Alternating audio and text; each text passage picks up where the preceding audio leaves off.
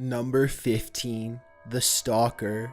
Well, Reddit can be a fantastic place for armchair investigators or people who just want to laugh. Sometimes really frightening things happen there, like stalkers taking to the website to ask for stalking legal advice. Redditor Daryl Pratt posted to the legal advice subreddit, "I've followed this girl on YouTube, Facebook, and Instagram for over a year. She's a minor celebrity. I've never met her, and probably never will, but her posts and replies were the best part of my day. Already there are warning signs galore. He said he liked every one of her posts, only said nice things, and sometimes she even responded to him. But one day she blocked him, and he didn't know why. He made another account, requesting that she unblock him, but she blocked that one too and didn't respond. She is literally the best thing in my life, so I was just going to make another account with a fake name to follow her," he wrote. He asked the Reddit community whether complimenting a person and saying nice things could be considered stalking or harassment. Redditors ripped into the poster, with John Spiff noting that his post history showed that he'd taken it a step further, sending love letters to her work address. His YouTube was also filled with random Snapchat screenshots of the girl. The Redditor advised the OP to stop stalking an IGN employee. Other Redditors, like Lex, suggested that the OP see a psychiatrist, as he threatened to take his own life over being rejected by this girl, who he'd never met. It's unclear how this all ended, but we can only hope that this stalker got help and that the IGN employee remains unharmed. Number 14. Video recording. The following story was told by a Redditor who has since deleted their account, but posted on the self-advice subreddit. In her message, she says she received an email where, enclosed, was a video of herself at 15 years old. She writes, "It has no subject, it's from a fake email address, just a 30-second video of me, age 15, on my way home from school, presumably because of the location, answering questions." The OP notes that she never looks at the camera, so she probably didn't even know that she was being recorded. She doesn't remember the video being taken, and there's no sound, so she doesn't know what's being said. The only clue she has is that she's wearing glasses, and her hair color and length tell her around what age she was when this video was taken. In lip reading, she guesses that at one point, she mentioned school, and at another point, my mom. The girl says that the video was taken about 3.5 years prior to her post, and she wonders what she can do about it. She feels intimidated and uncomfortable that someone took the video without her knowledge. Someone who has her email and felt the need to send it to her. There was no further updates. Hopefully this situation didn't get more severe. Number 13. The landlady's son. After moving into a small apartment, Redditor Kimmy Kiss's sweet old lady landlord, Olivia, would often bring over home-cooked leftovers.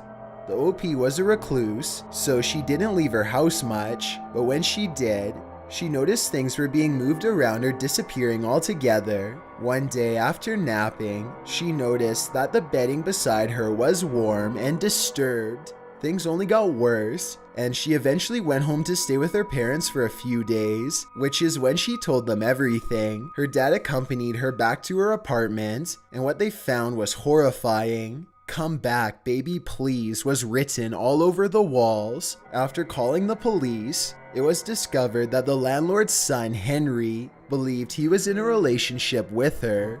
He'd been drugging her food and then snuggling her when she fell asleep. In her own words, "A man I never knew existed, collected my drain hair, clothes, and trash, and practically lived in my apartment for 4 months. Gives you chills just thinking about it." Number 12. The Man Dog. This story will make you think twice before you let your dog out. As Flaxen Flare tells it, she was home alone with her dog around midnight, as her husband was still at work. She let her dog out on a line to use the bathroom one last time before heading to bed. While she was putting her dishes away, the dog started scratching at the door, so she went to let him in.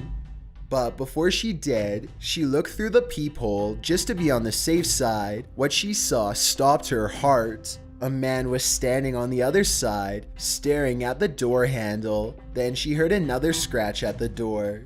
Instead of opening it, she raced to her cell phone to call her husband. He said he was on his way. Meanwhile, she checked the front door again, and he was still standing out there. He looked up directly at her through the peephole and smiled for a few seconds. Then he left. Her husband arrived shortly after. In Flax and Flair's own words, it turns out this man had cut the end of the line connected to the pipe, and our dog decided this was a good time for him to explore my neighbor's backyard, which was where we found him.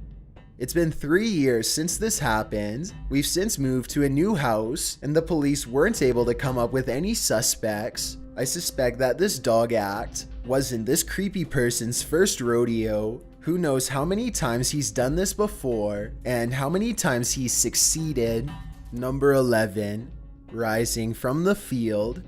The following story was posted by Like If You Cry Every Time. It's not his original story, but it will make you want to avoid deserted highways. The poster wrote that he was driving a desolate shortcut in the high desert highway east of LA. Amboy, a deserted town, was at the time a known area for Satan worshipping groups.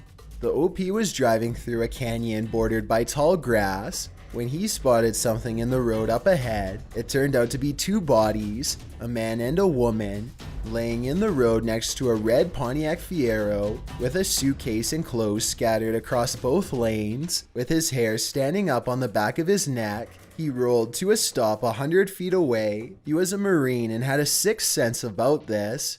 He thought the scene looked staged and wondered if it could be a potential ambush. As it would turn out, he was probably right. He planned a line of attack to pass them by, and when he was sure he had it down, he floored it and went full speed ahead. He managed to avoid hitting the bodies in the road and sped forward a couple hundred feet before looking back in the rearview mirror. The bodies had risen from the ground to their knees, and 20 or more people rose from the grass on either side of the road. In his own words, "I will never know what would have happened to me had I gotten out of the car to check on the bodies or stop my car closer to them. Sometimes real life can be scarier than a movie." Number 10, Midnight Prowler. Have you ever found something seriously disturbing on security footage? Redditor Fat and Depressed did, and he posted the following image. It may give you nightmares. The OP had a smart doorbell with a motion detector camera. Whenever it detected motion, the camera would send a message to his phone, alerting him that he had a visitor. For a while, he kept receiving notifications at random times, from 11 p.m. to 2 a.m. This happened several nights in a row, but the camera didn't seem to detect anything. Then one night, he received the notifications 4 or 5 times between the hours of 11 p.m. and 12 a.m. No one appeared in the footage, but then at 4 a.m., it captured an image that sent his heart racing. A man staring right into the camera wearing this disturbing mask. Don't look at this image before you go to sleep at night. The OP wrote, "For all of the PMs and comments regarding if I am alive, yes I am. Visitor never returned, thankfully. Thankfully is right. Who knows what that masked man wanted?" Number 9, Trust No One. Endia Banana was a young girl camping with her mom and 6-year-old brother when 3 or 4 men pulled up in a truck, all with lights on their helmets, shining in the family's face so that they couldn't see the men well, despite having no credentials or anything official looking about them or their vehicle. They claimed to be official campground employees and started questioning her mother about what their plans were for the night. Her mom was visibly shaken by it, and rightly so. Being a smart woman, the girl's mother trusted her gut and told her kids to grab only the essentials and get into the car. They drove to their grandma's house and stayed there instead that night, abandoning everything else at the campsite. They returned to the campground the following morning to gather their things and found boot prints leading to their tent, a halfway unzipped zipper, boot prints on their sleeping bags, and it was clear that their stuff had been picked over. India Banana writes, "We never saw those guys again, but we still wonder what would have happened if we'd stayed. I'm guessing nothing good." Number 8. The Glove Man. One Redditor wrote a word of warning to other Redditors entitled, "Warning Men of Halifax, the Glove Man." In his tale, he told of a man who seemed to be running his own private Uber service. He offered to give them a ride in his black SUV because he was headed in the same direction, and the OP took up the offer. As they were driving, the man began telling him about his business selling leather gloves, and he asked his passenger if he would try some on. They were too tight, but the man encouraged him to squeeze them on. When they didn't fit, he gave the guy another pair of gloves to try on, and the OP realized the guy was breathing heavily. In his own words, this time it becomes extremely obvious that he has an obsession for young men wearing leather gloves, and this is how he gets off. He managed to escape the guy, and as it turns out, the man was known to do this on the regular, so this man's Reddit warning was very much needed. Number 7. Eric and Annie. These two found each other on Reddit. The pair seemed to take a liking to each other, creating long comment chains that reached upwards of 20 replies nearly every day. They had a report, inside jokes. They even had their own post, which they called Eric and Annie's Branch. Needless to say, there was love there. But Annie had a boyfriend. When she broke up with this boy, Eric was seeing someone. Annie couldn't take it, and although she said he was an incredible person, she thought it was best for both of them that they cut off contact. She left. Eric was heartbroken and wanted her desperately to return. He continued to post on Eric and Annie's Branch, but all of the responses were his. She never answered. One of his messages reads, "I miss you. It's more than I describe. It colors every moment of my life and it seems to have no end." He made a final chilling post entitled, "The last branch Eric can make for Annie." Anyone following their tale of unrequited love could see this statement as ominous.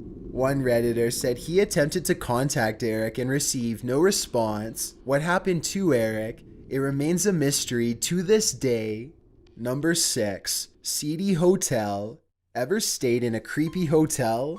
Then you'll know what one woman felt after traveling solo for a family reunion. She posted her terrifying tale in an account that's since been deleted after a series of delays pushed her travel back. She pulled into a strip motel off a back road for the night. The clerk at the front desk said it was cash only, and looking back on it, she could see this was a red flag. When she got into the dingy room, she realized it was too dirty to sleep in. There were signs of bed bugs on the mattress, and a cockroach made its way across the floor. She decided to sleep in the back trunk hatch of her SUV, using her clothes as a blanket.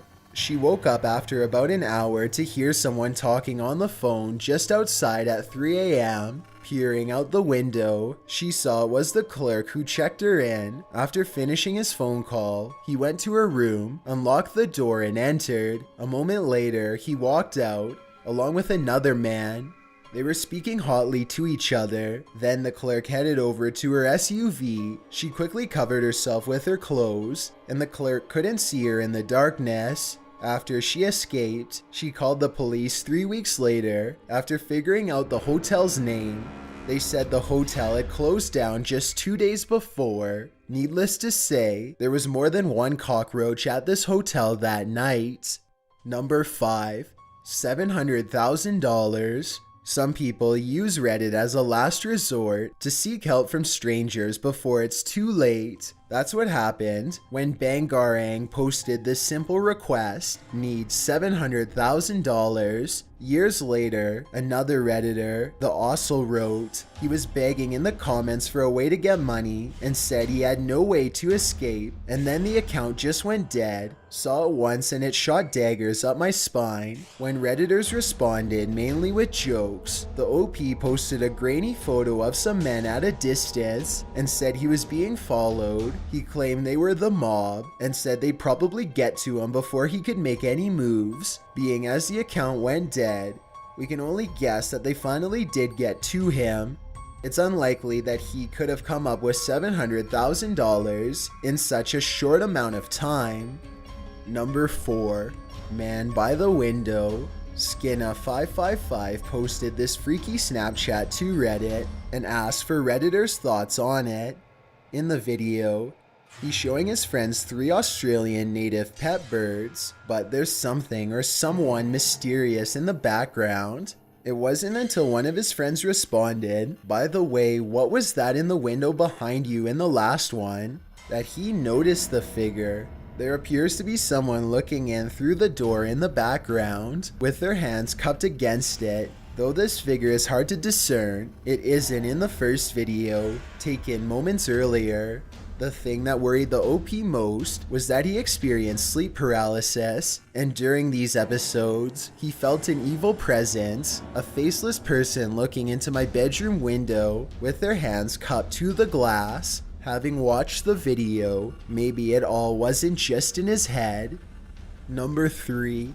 Losing time. Strange events unfolded whenever this anonymous poster ran into a strange man in her apartment complex. This is not something I feel I can discuss with my family or personal friends, but I'm losing it here. So I feel the need to work it through with someone, she wrote. She proceeded to explain to the Reddit community that when she was 16 years old, she was out walking her dog and happened to cross paths with a man in his 30s. Wearing a big down coat, he was just standing in the trail, not doing anything. He made her nervous, so after getting past him on the trail, she cut through the trees to return to her apartment, but that was the last she remembers. Until she was outside her apartment door, unlocking it with her key. It was like she lost time. 3 years later, she and her fiance moved back to that same apartment complex. She was taking the trash out when she heard someone on their phone. She looked up to find the same man, wearing the same coat, holding an old flip phone to his ear. He stared at her as he cussed someone named Lauren out on the other end of the line. Then he broke the phone into pieces and threw them on the ground, while the OP raced back to her apartment building. But again, her mind blanks, and she doesn't remember what happened. All she does remember is waking up in the maternity ward. Her fiance had taken her in the middle of the night after she'd spiked a fever. He said that she'd acted perfectly normal after coming in from taking the trash out. Even on the way to the hospital, she was chit-chatting. Shortly after, she was diagnosed with the flu and discharged. Nearly a year later was the last time she saw the man in the down coat. This time, he didn't wait for her. He came knocking. Her dog was growling at the door, which was unusual for her. When she answered the door, he was standing on the other side. After seeing him, she remembers nothing.